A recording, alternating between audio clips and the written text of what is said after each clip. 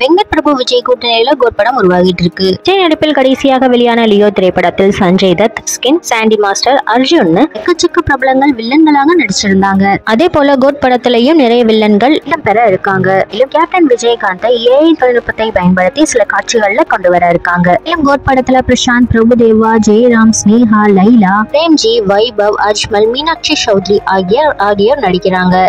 இந்த படத்துல கிட்டத்தட்ட 3 வில்லன்கள் நடிக்க இருக்காங்க. மற்றும் மகன் இரட்டை வேடங்கள்ல விஜய் நடிக்கிறாரு. விஜயுடன் இருக்கும் மோகன் இந்த படத்துல வில்லனாக நடிக்கிறாரு. அதே போல அஜ்மலும் இதுல கொடூர வில்லனாக நடிக்கிறாரு. திருமாச்சி படத்துல நடித்த யுகேந்திரன் படத்துல வில்லன் கதாபாத்திரத்துல நடிக்கிறாரு. 18 வருடங்களுக்கு பிறகு மீண்டும் விஜய் படத்துல இணைந்திருக்காரு. நடிகர் மட்டும் இல்லாம யுகேந்திரன் சிறந்த பாடகரும் கூட.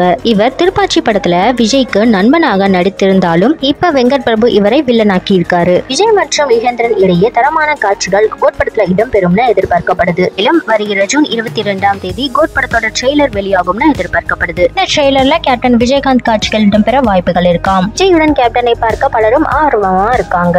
இந்த படத்தின் படப்பிடிப்பு இறுதி கட்டத்தை எட்டியிருக்கும் வேளையில பின்னணி வேலைகள் விரைவிலேயே தொடங்க இருக்கு.